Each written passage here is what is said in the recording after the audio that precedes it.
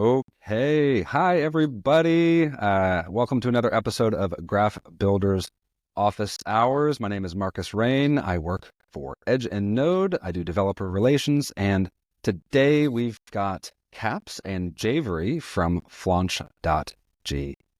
So we're going to hang out here for a few minutes, let everyone filter in. But before we do that, I just want to say thank you, Caps, for your time today. And can you go ahead and introduce yourself to the audience as they're coming in here today? Hey Marcus, thanks so much for having me on. Yeah, quick background on me. I've been in crypto since 2011, quite randomly through online poker from way back. When if anyone else played online poker back then, there was a Black Friday where it all got shut down in the US, and that was about the time that Bitcoin was beginning to kind of show up on the scene. So back then it was play money. It was sort of just messing around, doing stuff as play money. And then it kind of expanded, my interest expanded through like 2011 to 2016, building out like Bitcoin related websites. 2016 went quite hard into Ethereum, built out some price tracking software for that, and then it expanded kind of slowly in the Web2 space until 2020 when I got into DeFi. And off the back of DeFi summer at the end of 2020, discovered NFTX, joined NFTX, became like much more like Web3 pilled, and have been building out in Web3 ever since. Very cool. Yeah, it's been a journey for anyone that's been in this industry for, I'd say, longer than 2 years. And it sounds like you've got definitely enough years under your belt to share some experiences. How was that with NFTX? I've been impressed with what they've done, and what are some of the things that you've learned with that project? That's must have really prepared you very well for what you're about to share today. Yeah, NFTX was a mainnet liquidity protocol for NFTs. And so, I mean, we were quite early on using the graph. We were doing some kind of very interesting things with on-chain liquidity, starting out with Sushi and then like moving on to Uniswap v3. But yeah, it was certainly like a challenge. I mean, we had to deal with all the gas fee issues of mainnet. We had to deal with like some complexities like in user experience around like very non-standard ways of dealing with NFTs. And yeah, it was a hell of an experience. And at peak, I think we did sort of about $100 million of volume each month, and sort of generating like well over $1 million a month in fees for our LPs. So yeah, got a lot of usage and a lot of experience off the back of that. That's very cool. That's very cool. Especially, I mean, NFTX was one of the first major markets that I was paying attention to years ago, and it's just fun to hear stories and just battle stories, if you will, where this industry has been really having so many stories coming out of it. It's always interesting to plug into the builders out there, just like you. So if you can give me 1 minute, Caps, and I think we have a good little audience in here today, I'm just going to do a quick announcement, and then it's your stage, and I'll be looking forward to your presentation. Does that sound good? That sounds great. Awesome. So everyone out there, thank you so much for hopping in to Graph Builders Office Hours. Today is November 14th, and there's one announcement. All I really want to do today is highlight one thing, and I'll drop it in the chat. I am very curious about the opinions of those that are watching. And so because of that, I want to share a survey that has been updated. Let me share my screen real quick, and I'll also drop it in chat. It's called the Graph Developer Survey. And essentially what I want to do is get your opinions. And if I could have your opinions, I can then share those opinions with developers who are working on the graph. So these are some questions here. I will drop, once again, this link in the chat. I want to get your opinions out there. I want to understand what you feel about the graph so we can build better for you. If you are a developer and you are building with the graph technology, it's really important that we understand what your needs are, what your wants are, what your critiques are. And so I'm taking point on getting this feedback and getting this disseminated internally with our PMs and those that are building the technology that you guys are using. So please, please, please, if you could fill out the Graph Developer Survey, and from there, we can build the graph for you. So that is all I want to say. Let me go ahead and stop sharing. Quick little announcement there. And Caps, all you, my friend, go ahead and take over. I'll mute my microphone, and I'm looking forward to learning about Flaunch. So let me just share out the screen. Cool. That should be coming through okay. Right. So yeah, we are Flaunch. We're actually Flare Labs, and we're building the product Flaunch. Our product Flaunch is powered by Uniswap v4, and we're scaled by Base. So today I just want to go for a quick background on us, what we're building with Flaunch, how we're creating these radical meme markets, how we're using Uniswap v4 hooks, and also how we're set up with the graph and our infrastructure there as well. So quick background on us is kind of just chatting around in the intro. Alex Gosman founded NFTX at the end of 2020, and it was this kind of very novel liquidity protocol for NFTs that allowed you to create fungibility from non-fungible tokens. And that meant there could be a lot more speculation. So you had ERC20 tokens that were backed by ERC721s. You could do AMM LPing on Uniswap, which allowed for instant buys and sells. It allowed for like other DeFi integrations through like leverage and other things. And it created like a lot of floor liquidity for different collections. So if anyone was trading Miladies back then, you almost certainly traded through the NFTX Milady pool, which for about 6 or 7 months was doing APRs of real yield in about in 4-digit percentages. So it was extremely fun and exciting, and it had a lot of growth. But then, of course, the bear market came and liquidity coordination became a problem. So off the back of NFTX, we spun up FloorDAO, which was a way of like coordinating users and capital into providing liquidity and actually benefiting from not just the fees from the liquidity that's been added, but also the extra functionality from DeFi that you unlock with more liquid NFT markets. But then as the bear market progressed, we kind of realized that actually we wanted to get a bit more ambitious with the two projects. So we had NFTX and Floor. And then from that, we partnered up with Merit Circle, who are now Beam, who led the charge in like getting our structures merged together. This year, we're basically working on a big merge between NFTX and Floor. And off the back of that, we're now a team of 14 in Flare Labs. And our vision is to create radical markets on-chain. So looking at existing markets and how they are functioning and actually applying very like interesting and novel mechanisms on-chain that create a lot more value for users and for creators as well. So that then led into Flare, the product. And the goal here was to create deep liquidity for all NFTs, not just the floor, which was NFTX's kind of limitation, where it was just focused on floor NFTs.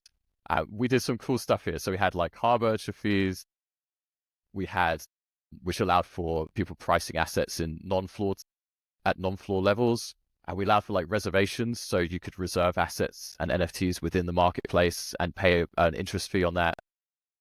And it did some cool stuff with Uniswap v4's donate feature, which allows you to send fees back to LPs in the same way that a swap fee goes back to an LP. And so that allowed for LPs to kind of reduce the impact of impermanent loss and all these other things. But there was a slight distraction. So we had to be a bit more realistic about the direction of the market. And actually NFTs, while they are in many ways memes, the meme coin market was having enormous growth. So obviously Pump.fun was really pulling in a huge amount of volume, and NFTs just kind of weren't hitting those same levels of volumes. And that seems to be a trend that's persisting.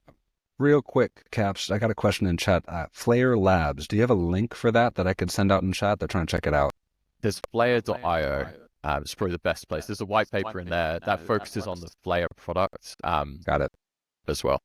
Perfect. And so we could see this like growth that Pump was having, and the margins that they were making. And it's like the classic Bezos saying goes, your margin is my opportunity. They were extracting huge amounts of value, and it seemed, with our experience from Uniswap v4, that there was a much better way of doing this that had that could create a lot more value rather than extract. And so we kind of pivoted, but is it a pivot because it's like NFTs into memes? Maybe not so much of a pivot as like a evolution. And we decided to create Flaunch, which is a meme launchpad powered by Uniswap v4 and scaled by Base. And the goal here is to put DGens back in control. And so we return all of the trading fees back to creators of coins as well as the traders as well. Very cool. And real quick, I just want to introduce Javery to the audience. Javery, how you doing? I know you're also on the Flaunch team. Welcome to Graph Builders Office Hours. How you doing? Yeah, great. Thanks, Marcus. Yeah. We were just in the middle of Caps diving into Flaunch and the pivot from the NFTs to more memes. So however you want to hop in or let Caps continue, just want to say, hi, Javery. Nice to meet you. I'm Marcus. Thanks, man. Yeah, I'll let Cabs going. I'll jump in as needed. So yeah, a little dive into the tech then on the Uniswap v4 side. So how are we doing meme launch pads with Uniswap v4? So first of all, fair launch. The way we launch coins is actually all the liquidity goes into a single tick position at the same price, and well, a certain amount of tokens go into a single tick position at the same price. This means that we don't have to pair it with any ETH. It just sits there as tokens ready to be sold. And as buys come in, they take the tokens out of that single tick liquidity, and the ETH that's been used to purchase then goes into a bid wall on the other side. So when the fair launch ends, users that bought in during the fair launch are actually able to sell at the same price that they bought in, minus fees. So you have the AMM fee, like the swap fee on one side, so the buy, and then the swap fee on the other side, but you actually don't have capital at risk. Obviously, it's other risks, smart contract risk, etc., but the price risk is essentially close to zero when you enter a fair launch. And then once the fair launch is finished, the tokens, again using our Uniswap v4 hook, automatically get redistributed to like a full range position. So then price discovery can kick in. So anyone who's able to get in that first early 30-minute period have a very low risk entry, and then after that you get this price discovery that kicks off after that. We do something cool with this internal swap pool, and credit to Twade for coming up with this protocol lead. Essentially, if anyone LP'd on an AMM before, like Uniswap, you get paid in two tokens. You get paid in the non-native tokens, like the non-ETH token, and then you get paid in ETH as well. And actually, that's really annoying for LPs because they just want to get paid in ETH. They don't want to have to sell their other token. It's not good for the holders of the other token because LPs are always dumping their token to get ETH. And so what we do is that every time a swap comes in, we use the Uniswap v4 hook to take the token part of the fee and put it into our internal swap pool.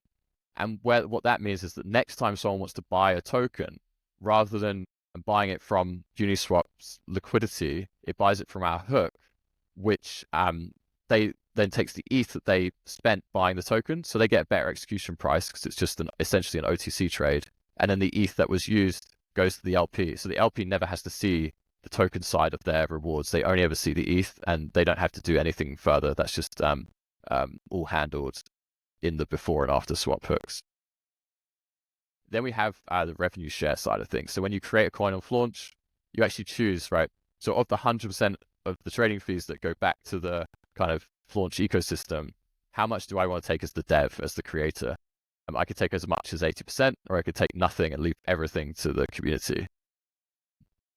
And what that means is that with the community funds, so the dev gets their funds, that just gets paid to them on every single swap. So as swaps come in, we use Uniswap v4 to just give the rev share immediately to the dev, and they get it in a claimable amount. I'll hopefully be able to demo that really quickly in a sec. And then on the community side, we have what we're calling like a progressive bid wall, where all the fees generated from the community go into a bid wall that sits one tick below spot. So anyone can sell into it and get a better price than if there was no bid wall there. So it's a limit order essentially. And then as the price moves up, that bid wall will follow it and keep supporting the price as it goes up. And if we look at something like WIF, launched on pump.fun, they're sort of doing in the region of like $500,000 a day in fees, and all those fees are going to pump.fun. You can imagine here, 100% of the fees are going to the coin. That's 500K of price support every day. Or, and I could come on to, we have this idea of community treasury where actually you can take that $500,000 a day being made and you could spend it on other things, whether it's throwing a party in like Bangkok or whatever you want to do with it, that could be spent. So, I think there's room here for Meme Coin Launchpad to actually become a very strong fundraising mechanism. So I know WIF did actually try and raise funds to go onto the Vegas sphere. Actually, they spent a lot of time and energy setting up a DAO and doing all that good stuff. And when actually, if they just launched, that's the kind of funds you could raise just simply from not having all the fees from your coin being extracted. And then finally, Fleth. Why can we give away all the fees? Well, actually, when from all the liquidity that's in the system, all the ETH is actually held in Fleth. And again, we use Uniswap v4 hooks here. And the ETH is actually lent out Aave 1-to-1. And so extremely low risk, very low interest, so about 2% interest on Aave. And that allows us as a team to be funded from the ETH in the system, and means that we can actually be sustainable without having to extract enormous amounts of fees. And then we can see much more growth in the product as well. And then a little mention on here, we're actually tokenizing the memes as well. So when you create a meme coin, you don't just create the ERC20, you create an NFT, and that NFT gives you the permission to the revenue stream. So I've created WIF, I'm now getting $500,000 a day. I've got an NFT that has the rights to that $500,000 a day. What does that mean? I can now sell it on secondary markets. I could leverage it. I could do what I want, anything potentially with it. And then we kind of are looking to create a large secondary market for these memes as well, with 0% royalties as well. So just create as much market activity as we possibly can. And then, finally, before a quick demo, what I really am hoping to see with this product is that we end up kind of expanding the base of creators that we can get. So you have the profit maxi here, who's right, I'm going to take 80% of all the trading fees, and I'm going to try and fund a really cool lifestyle from my meme. Or you have the public servant that's I'm going to put everything back to the community, try and get this meme off the ground. And ultimately, there's a future here in some world where we can create brands, franchises, bigger things off the back of this. I mean, you think about Doge, you think about Pepe. If they had a self-funding mechanism, how much further could they go in terms of their global growth? And then you have the humble dev. Sorry, it's a bit of both. I mean, so far I'm already in my mind, I'm thinking, how can I try this out? And I'm quite excited for this. But until we get to that question, to help me out, I got a question in chat. So you could create a meme from your launchpad and then select the owner meme NFT and give your whole project away. That's right. Okay, that is right. Hopefully I worded that correctly. Exactly right. Yeah. And we think there's some cool use cases there. And we have some ideas around that. And it also allows for community takeovers in a way, because you could, as a community, get together and buy that meme off the dev if you want to actually take ownership of the revenue streams and do stuff with it. So we're hoping that could just open that door as well. Very cool. Very cool. So I'm going to try and do a quick live demo, see how we get on. So what I'm going to do is just going to quickly launch a coin and drive some revenue to it. So if I just get this classic meme that I've been doing on testnet. I think we're still on the presentation at the moment. Yeah. Thank you, Javery. Yeah, just switched over. There we go. Thanks, man. Yep. And can you make the screen a little bit bigger for the sake of the viewers, if that's possible? Yeah, can I zoom in? Is that going to work? Yeah, perfect, there. That's great. Awesome. Thank you. All right, so I'm just going to create this. It takes a second here. It's uploading to IPFS, which is then indexing in the graph. So it's going to get my MetaMask transactions just popping up now. So humble dev, only 10%. I should have done more to demonstrate the revenue actually, but we'll see. Right, so just the index is in the graph and then immediately it's available. Now, if I just run some buys and sells, well, in fact, if I just quickly buy out the fair launch, just so I can show you the fees coming in. The fair launch I was talking about earlier, where you have this single tick price where everyone can get it at the same price and they can sell at the same price afterwards. So that's come out of fair launch. So I'm just going to quickly do another swap. And you've got activity feed along here. Again, the subgraph. We're looking at moving over to sort of WebSocket-based reads as well to try and bring this in even faster. And then you could just see there my income. So this is where my dev revs are accumulating. And you can see I've already made some. I'll just do a quick sell as well. I think the price may have moved, which just made that transaction fail. Let's give it another try. And I just want to shout out your UI and UX team. That is a beautiful UI. I think I mentioned that to you in the backstage, and I just want to shout out on record because it's beautiful.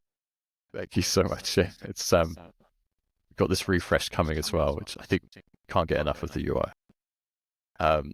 Nice. So the chat's working as well. Went graph token. And now I'm just going to claim my revenue. So I've already made $3.50. Sorry, headset just died for a second. Yeah, so I've already made some revenue and then can claim that. And again, all this data is powered by the graph. So I think on that note, I will pass over to Javery. Go back to the slides, actually. Let me switch back to it. Thank you so much. Thanks. Javery, are you there, man? Yeah. Awesome. So this is we put this together just as a bit of a description as to how everything runs behind the scenes. I wonder, is that easy enough to see, or should I? If it's possibly bigger, I am squinting pretty good. If it's possible. If not, that's okay. Yeah, doesn't look like I can actually zoom in on this. Let me. What I could try and do. Can I take over the share? Yeah, if I stop, I'll pass you over. Thanks. And then I'll see how we go. And while this is occurring, there's a question in chat. What's the tech used in combination with Uni? Saw powered by the graph. Subgraphs, substreams, or substreams powered subgraphs for this. And is it all done through Uniswap, or do you have something else between the hooks, like Beam, for example? So are we using Uniswap's data at all, or is this like all ours? So Javery might be able to touch on this and expand on it, but essentially we're indexing our own contracts. We don't index any of Uniswap's data, just index our own, and we're going directly to our own graph nodes as well. So we've also set up our own RPCs, and we do everything in-house on that front. We're looking at Apollo client for their WebSocket stuff, as well as some HTTP requests. But yeah, Javery, I'm sure can expand. Cool. Awesome. Thank you so much for answering. And then also thank you, Javery, for having a little bit more zoom in. Little things like that matter.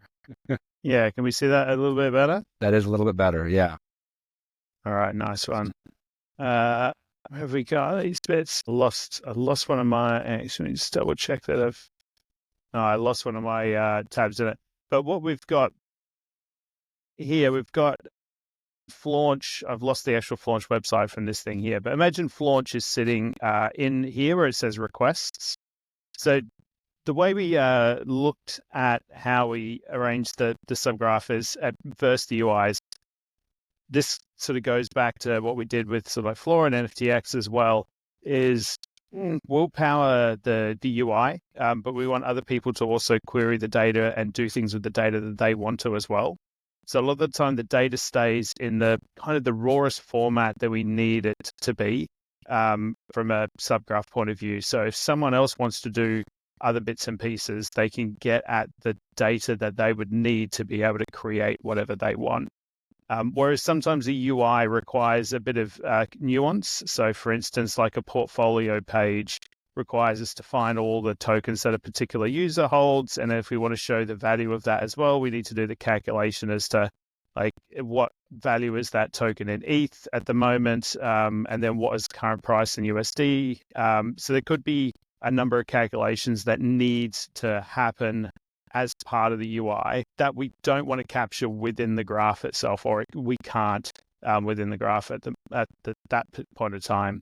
So we have Flaunch, which will hit an API. So we have like an API layer where we do a whole bunch of ingestion of the graph data, the index graph data, and then any data munging that we need, we do on that side.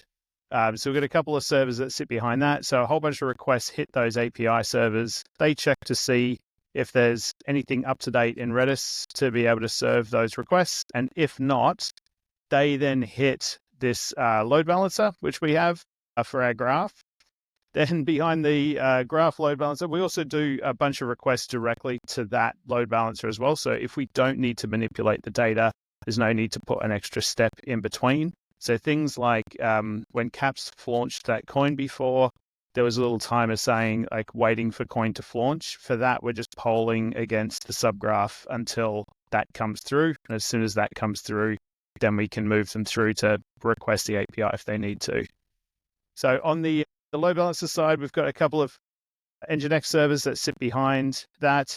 All of these cache for 2 seconds on the post request. So whatever request comes through in the post body, we just cache on that. And then those all point to a query load balancer. And then for the query load balancer, we'll flip around. That then hits our graph instance. So if I then hit, we'll go back up to the top here. We run a graph index server. Originally, it started as Pane's sort of like all-in-one Docker container, which is great. So anyone that's looking to get started with indexing, if you want an easy way into it, then Pane's thing is great. We've since like pulled that apart and tweaked a few bits and pieces to get it to hum based on our own usage.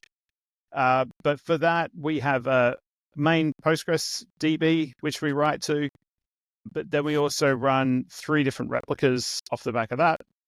So a couple in the US and one in the EU. And that streams replication across to those DBs. And then we have a couple of additional query nodes.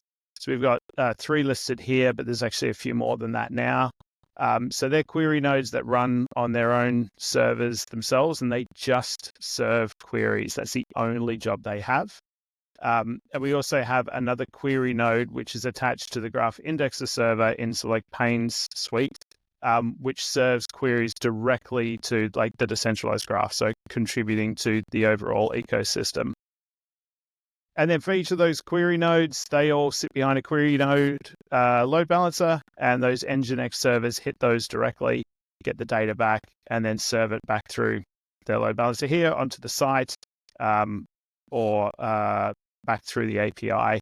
And then the Graph Index server, that is, we do have an RPC load balancer for our base graph, but that is just a fallback. We also have a local RPC which sits next to that graph indexer, which it points directly to do all the indexing. So it's super fast at picking up the updates, especially with things like base, like with the new blocks coming up every couple of seconds. It's important to have that there and available. So it looks really complicated. It's not as complicated as it looks, but it works really well for us, and it will allow us to scale to many thousands of requests a second, many thousands of concurrent users as well. Thank you so much for sharing this under the hood look. This is very, very cool.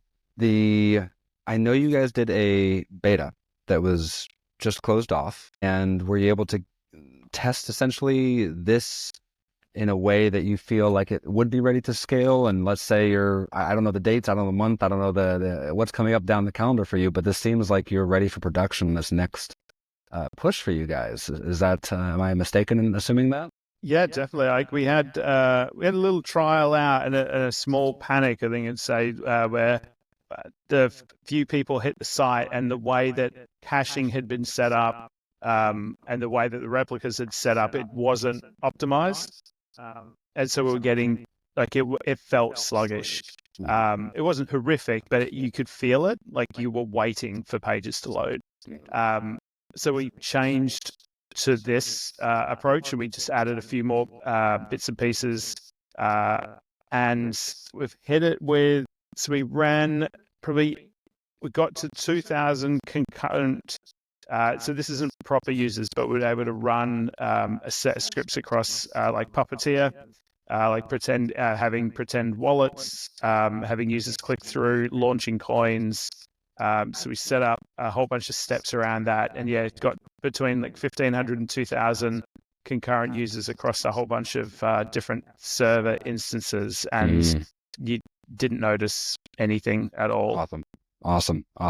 I've got a person in chat asking for more access to the beta. So I've got there's developers and builders and people out there looking out for the meme world that want to jump right in. So this is exciting.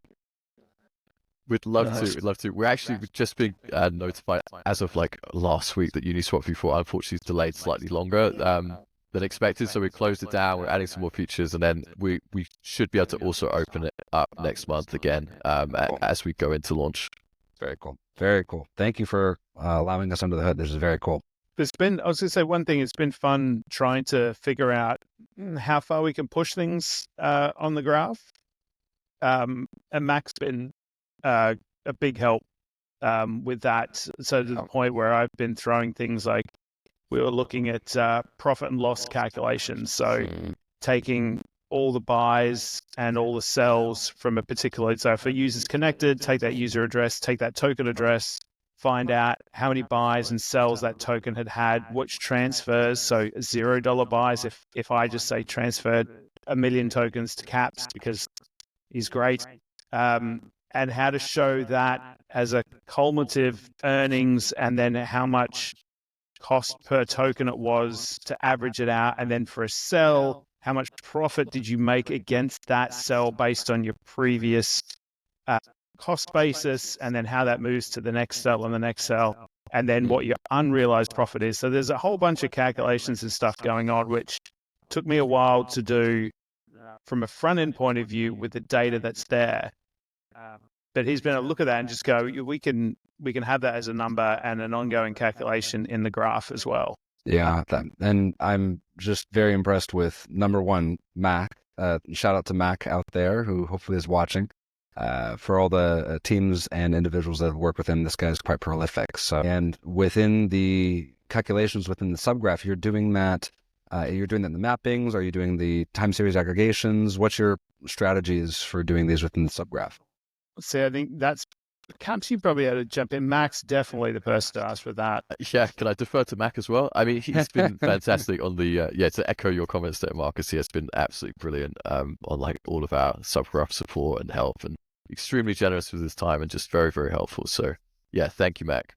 Awesome. Yeah, so my guess is it's a blend of time series aggregations as well as calculations in the mappings. And also, if you guys are connected to any substreams as well, just that's a whole nother ball game for Mac to help out. So very cool. Shout out to Mac and getting all the data that you need for this Flaunch. So with that being said, is there more to share? I'm curious, are we going to go more into the hood? Are we going to the subgraph substreams? We could open this up to questions. However you guys want to go with this. I think that's all I had to share. I'm not sure if Mac was about, he'd probably be able to dive into some of the code and bits and pieces that he's done in terms of the implementation approach. But yeah, if there's any questions in the meantime. Yeah, we do have a question. Were you using Headspin for the Puppeteer integration? No, but I will look at that. And let me scroll up or down the chat, seeing if there's any more questions. Let's see, no current questions. If anyone else wants to drop a question, this would be the time. I have a question. Let's say there's a developer out there who's watching this and has just been on the outskirts of the meme coin and the meme tokens and all of this type of culture. What would be your advice for them to get into this learning about this style and this way of thinking in terms of the tokens and then actually the market as a whole? What would be your advice to get started to learn about this before jumping in? Learning about meme coins, I think it's a challenging subject that I think there is so much of it is just pure speculation, and unfortunately I think a lot of it has been in the past, like various like different levels of extraction, whether it's like the validators or the MEV or the teams that create the launch pads. And so I think like, if you're trying to maximize an edge in the meme coin world, you kind of want to avoid those things. Base at the moment at least has no MEV as well, which is nice to see. How long that can be sustained for, I'm not sure. But yeah, I'd say, there's obviously like lots of coins you can explore on Dex Screener and Gecko Terminal and kind of get a feel for things. Yeah, we're hoping we're going to change the meta on that front as well, though. So, I don't want to shield too hard, but there's a chance that we can change that meta. So if you're following what we're doing, hopefully we kind of introduce something new that others don't yet kind of understand, and will do in the future. Awesome. Yeah, for those out there that want to get in, I always find that the best way to learn about any industry or any subsection of crypto is to just go in and put a few bucks in there and actually use it and learn by doing, as opposed to reading and watching videos. So that's my advice. Get in there and actually do it. And as far as getting in there and actually doing it, I'm not going to ask for a specific date, of course, because I know how development can go. But if you were to estimate when we might see the next version of Flaunch in public, when might that be? Any idea? Yeah, so on our timelines that we're getting from Uniswap v4, it will be mid-December that we'll be able to go public again with beta. But we had like the launch plan. We are ready to launch. We have like features we want to introduce, but we're essentially ready for when Uniswap v4 are. And what's kind of cool is that actually they'll have their Uniswap v4 contract address known. I don't know if you've seen the competition they're running now to mine the Uniswap v4 like pool manager address. We can actually deploy before Uniswap v4 deploy because of that reason. So yeah, just a fun fact there. Very cool. And I'm actually going to drop your Twitter, the Flaunch GG Twitter, in chat right now. Is there anything else that you'd like to share to the builders in the graph ecosystem right now before we start getting, I want people to be able to reach out to you as well. I think you wanted to get some feedback. I'm trying to make sure that you guys have everything you need before we sign off. Yeah, I'm not sure anything to add there. I mean, giving a little whirlwind tour of the product, and yeah, I really appreciate any feedback anyone has. As I say, we're kind of doing something new here, and a lot of the stuff we're doing is kind of untested, given that Uniswap V4 is going to unlock a lot of stuff. And in fact, I might just leave off with that, as well as like definitely look into Uniswap V4. They're doing the hook side of things, going to create very interesting liquidity markets. Even down to like just basic things like dynamic fees, or anything else. I think it'll make farming very interesting again. So they're probably timing their launch quite nicely as we go into this bull run. Awesome. Well, for those of you out there who want to pay attention to Flaunch, go ahead and go to Flaunch GG on Twitter. They have their messages open, and go ahead and send them a message if you have any thoughts, any feedback. And from me to Caps and Javery, I just want to thank you guys for your time and for what you guys are building. I think you're timing this very well in terms of what we're looking at in the market, and I'm looking forward to actually using your product and playing around with it. So thank you, guys, Caps, Javery, for your time, and thank you, viewers of Graph Builders Office Hours. We'll be back here next week, Thursday, 5 p.m. UTC, every single week. And have a good rest of your Thursday. So take care. Caps and Javery, if you could just stay on while I close out the stream, that'd be great. So take care, everyone. Thanks so much, Thanks, Marcus. Thanks, everyone.